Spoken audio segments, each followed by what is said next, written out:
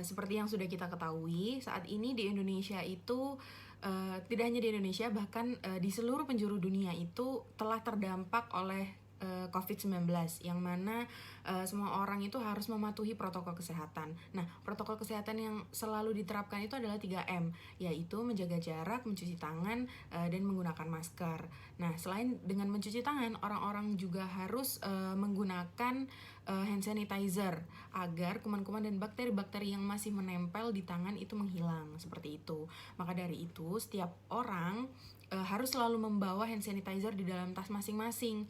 Tetapi banyak orang yang mengaku bahwa menggunakan hand sanitizer itu terkesan ribet karena harus mencari-cari di dalam tas, yang mana terkadang hand sanitizer itu tertumpuk oleh barang-barang yang ada di dalam tas tersebut gitu. Nah, maka dari itu terciptalah produk dengan nama hand sanitizer holder ini. Seperti namanya, hand sanitizer holder ini merupakan tempat atau wadah untuk hand sanitizer gitu. Pasti kalian menanyakan gimana sih proses produksi dari hand sanitizer holdernya ready to norm, terus juga bagaimana sih cara kita mengenalkan produk hand sanitizer holder ini pada kalangan masyarakat, terus juga bagaimana sih melakukan saluran pemasaran yang tepat untuk hand sanitizer holdernya ready to norm, seperti itu kan. Nah, itu jawabannya nanti akan dijawab oleh rekan-rekan saya, seperti itu. Nah, jadi dengan adanya hand sanitizer holder ini, diharapkan masyarakat dapat menerima dan tertarik pada produk ini. Karena produk ini terlihat simpel dan elegan, serta memiliki manfaat yang dapat membantu masyarakat di saat era new normal seperti ini, sehingga dapat keluar rumah dengan tenang karena selalu menjaga protokol kesehatan, seperti itu. Dan secara ilmiah akan menghasilkan suatu proposal ide bisnis dan laporan bisnis jika usaha ini dijalankan gitu. Nah, untuk manfaat kegiatan ini adalah dengan adanya produk ini, masyarakat yang pada era new normal ini dapat selalu membawa hand sanitizer yang terkesan simple dan mudah dibawa kemana-mana, yang selalu stay pada tas yang mereka gunakan. Jadi nggak ada alasan untuk tidak membawa hand sanitizer karena ribet, seperti itu. Nah, terus juga manfaat yang lainnya adalah membuka peluang lapangan pekerjaan. Terus juga membantu pertumbuhan dan gairah ekonomi dengan berjalannya usaha dalam bentuk UMKM, seperti itu. Presentasi selanjutnya akan dilanjutkan oleh rekan saya. Terima kasih. Assalamualaikum warahmatullahi wabarakatuh. Terima kasih atas kesempatannya. Nama saya Kilmia Kitul Iza dengan NIM 2019-210-582. Di sini saya akan menjelaskan sedikit tentang bagaimana gambaran usaha kami, yaitu hand sanitizer holder, mulai dari analisis SWOT sampai analisis pemasaran usaha. Di sini saya akan menjelaskan sedikit tentang bagaimana gambaran rencana usaha kami, mulai dari pembelian produk, produksi produk, pemasaran produk, penjualan produk, sampai pengelolaan keuangan kami. Nah, di sini saya akan menjelaskan sedikit juga tentang analisis SWOT, mulai dari strength, weakness, opportunity, and threat. Nah, produk kami ini memiliki salah satu kekuatan atau strength, yaitu yang pertama, produk ini berbeda dengan produk yang lainnya, di mana produk kami mempunyai desain yang bagus, unik, dan lucu, serta memiliki warna yang menarik. Nah, produk kami ini juga sangat bermanfaat di era new normal ini. Apalagi kita di masa pandemi ini juga harus selalu menjaga kebersihan, selalu safety, kemanapun kita akan bepergian atau beraktivitas. Nah, kekuatan produk kami yang ketiga ini yaitu mempunyai rajutan yang tidak biasa dengan rajut yang di luaran sana, di mana rajutnya ini menggunakan tenaga ahli yang sangat potensial. Nah, bahan rajut kami ini juga sangat premium. Maka dari itu, hand sanitizer holder kami memiliki kekuatan dari produk-produk lain, yaitu lebih kuat dan lebih memiliki kualitas yang bagus. Kemudian, tidak hanya kekuatan yang kami bicarakan, namun saya akan menjelaskan sedikit tentang gambaran dari kelemahan produk kami. Kelemahan yang pertama dari produk kami yaitu produk kami belum cukup dikenal oleh masyarakat, yang kemudian pangsa pasar yang sedikit karena tidak semua kalangan masyarakat membutuhkan produk ini. Kemudian saya akan menjelaskan tentang opportunities atau peluang dari produk kami, di mana peluang pertama ini masyarakat lebih tertarik karena memiliki desain warna pastel. Nah, pada saat ini kan untuk Para remaja, anak-anak itu lebih suka dengan warna-warna yang lucu, unik, dan semi-semi pastel seperti itu ya kan. Nah, maka dari itu kita sebagai produsen atau yang memproduksi produk hand sanitizer holder ini menciptakan produk dengan gaya yang berbeda dari hand sanitizer holder yang lain dijual di pasaran. Kemudian untuk peluang yang kedua yaitu produk kami bisa dijadikan masyarakat sebagai buah tangan atau souvenir dengan berbagai macam lainnya. Nah, hand sanitizer holder yang kami ciptakan ini tidak hanya untuk menaruh hand sanitizer di dalam tas atau barang-barang kita, namun hand sanitizer holder kami ini bisa dijadikan sebagai souvenir atau buah tangan di mana bisa diberikan kepada orang tersayang atau orang terdekat.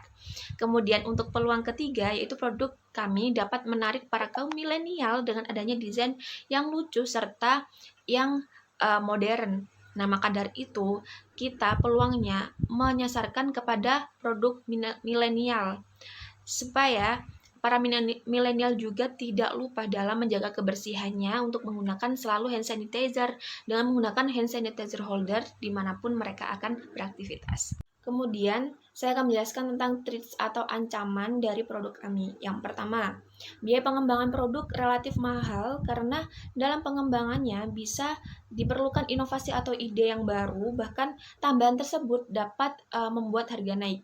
Kemudian ancaman yang kedua yaitu ketika produk kami sudah laris atau sudah banyak dikenal oleh masyarakat, maka akan tumbuh kompetitor-kompetitor lain yang ingin menciptakan produk yang sama, maka hal tersebut menjadikan sebuah ancaman bagi kita untuk bagaimana kita bisa mengelola produk kami hingga kita bisa unggul dari produk-produk lain. Oke, kemudian saya akan menjelaskan sedikit tentang strategi pemasaran usaha kami, yaitu strategi STP yang terdiri dari segmentation, targeting, and positioning. Nah, strategi STP kami yaitu kita kan masih di dalam masa pandemik atau bisa dibilang masa new normal. Nah, sistem penjualan kami masih dilakukan secara online melalui Instagram, WhatsApp, serta marketplace kami yaitu Shopee. Dengan jasa pengiriman pun, kami melakukannya dengan cara COD atau cash on delivery, kemudian GoSend, dan kita juga melakukan pengiriman melalui jasa pengiriman yaitu JNT atau JNE. Oke, yang pertama dari strategi STP yaitu segmentation. Untuk segmentasi pasar, kami tidak terlalu mengelompokkan produk ini kepada siapa dan untuk siapa saja. Namun, karena hand sanitizer holder ini umum, maka ini diperuntukkan untuk seluruh masyarakat atau customer yang saat ini diharuskan selalu mematuhi protokol kesehatan dikarenakan terdampak dari COVID-19. Kemudian untuk targeting dalam segi pemasaran target penjualan hand sanitizer holder ini mencapai 25 pieces per bulan. Dengan mematokkan harga yang terjangkau dan mengandalkan kualitas yang bagus, hand sanitizer holder ini tidak mengkhususkan untuk perkalangan, melainkan untuk customer di segala usia, mulai dari anak-anak, remaja, hingga dewasa. Dikarenakan hand sanitizer holder ini memiliki desain yang bagus dan unik serta warna yang menarik. Yang terakhir dari strategi STP ini yaitu positioning. Seperti yang sudah dijelaskan pada awal, hand sanitizer holder ini mempunyai keunggulan yaitu mempermudah masyarakat dalam membawa hand sanitizer-nya. Nah, maka itu kami menciptakan produk ini tentunya memikirkan apa yang sedang dibutuhkan oleh customer atau konsumen pada saat pandemi. Dan kami telah survei bahwasannya banyak orang yang malas sekali membawa hand sanitizer karena terlalu memakan tempat pada saat traveling atau kegiatan di luar. Nah, maka dari itu kami menciptakan inovasi baru yaitu hand sanitizer holder. Terima kasih dan sekian presentasi dari saya dan selanjutnya akan dilanjutkan oleh rekan saya. Assalamualaikum warahmatullahi wabarakatuh. Perkenalkan, nama saya Izatul Erilia dengan NIM 20209408873. Nah, di sini saya akan menjelaskan materi mengenai strategi marketing mix dan juga keberlanjutan usaha. Nah, pertama-tama saya akan menjelaskan mengenai tentang strategi marketing mix. Nah, di strategi marketing mix itu ada 4, yaitu produk, price, place, dan juga promotion. Nah, di sini, di produk ini, dengan munculnya virus COVID-19 pada saat ini, kita akan menghadapi era new normal di mana semua orang dianjurkan dan diwajibkan untuk menjaga diri dengan cara selalu memakai masker dan juga membawa hand sanitizer ketika bepergian dan ketika akan menemui banyak orang. Untuk hand sanitizer ini dapat sedikit meminimalisir kuman yang ada di sekitar kita. Dan dengan adanya new normal ini, kami berinisiatif untuk membuat tempat hand sanitizer. Di mana dengan adanya hand sanitizer holder ini, kita dapat membawa hand sanitizer tersebut kemanapun tanpa harus meletakkan hand sanitizer di dalam tas kita. Jadi kita tidak perlu susah-susah menaruh hand sanitizer di dalam tas, sehingga kami mengeluarkan produk yaitu hand sanitizer holder. Nah, produk kami itu dibuat dengan benang rajut polister dan multifungsi, bisa untuk model hand sanitizer spray ataupun non-spray. Dibuat secara handmade sehingga menghasilkan produk yang unik dan fashionable karena juga didukung oleh pengait serta berbagai macam warna dari benang rajut polister. Nah, untuk harga yang kami tentukan di sini ditentukannya yaitu dengan jumlah 25.000 dengan beberapa kelebihan yang ada. Untuk pendistribusian produk kami mendistribusikan produk kami hand sanitizer holder ini menggunakan metode online shopping dikarenakan dengan kondisi pandemi COVID-19 ini. Nah, dengan adanya kondisi pandemi COVID-19 ini, masyarakat dihimbau bahwasanya harus mengurangi kontak fisik dan harus menjaga jarak satu sama lain. Nah, dengan ini kami menggunakan metode online shopping yang paling cocok serta tetap mematuhi protokol kesehatan. Platform yang paling cocok dan yang digunakan oleh kelompok kami yaitu Instagram, dan mungkin kedepannya akan membuka akun Shopee. Dengan memanfaatkan fitur dari Instagram sendiri, konsumen dapat berinteraksi melalui direct message, dan konsumen juga dapat melihat katalog dan informasi terkait di akun Instagram @readyto.nom. Nah, melalui Instagram, produsen juga dapat melihat beberapa kunjungan profil dalam setiap minggunya. Dengan adanya platform Instagram profil dalam setiap minggunya, itu sangat membantu dengan review konsumen yang memberi tagging kepada akun @readyto.nom, yang akhirnya para pengikut dan akun Instagram konsumen tersebut mengetahui hand sanitizer holder ini. Dalam hal pengirimannya itu kita menggunakan JNT dan si cepat dengan ongkos kirim sesuai dengan alamat yang dituju. Nah, untuk promosinya, untuk meningkatkan penjualan kami mempunyai beberapa strategi untuk melakukan promosi dengan cara memperkenalkan, menawarkan, dan menjual produk yang telah kami ciptakan kepada para customer dengan cara memposting produk yang kami ciptakan melalui media sosial menggunakan Instagram. Nah, di mana kami akan melakukan sebuah pengiklanan dengan melakukan kerjasama oleh media partner periklanan.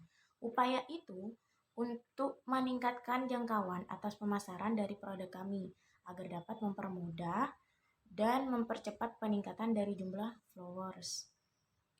Permintaan pemesanan serta mempercepat dari tujuan pengenalan produk kami pada media Instagram yaitu @readyto.mom. Assalamualaikum warahmatullahi wabarakatuh. Sebelumnya, terima kasih atas kesempatannya. Di sini saya Rara Ayu Elviani dengan NIM 2019-210579 akan melanjutkan penjelasan proposal PKMK dari kelompok kami. Yaitu saya di sini akan menjelaskan analisis keuangan bisnisnya. Yang pertama ada cash flow.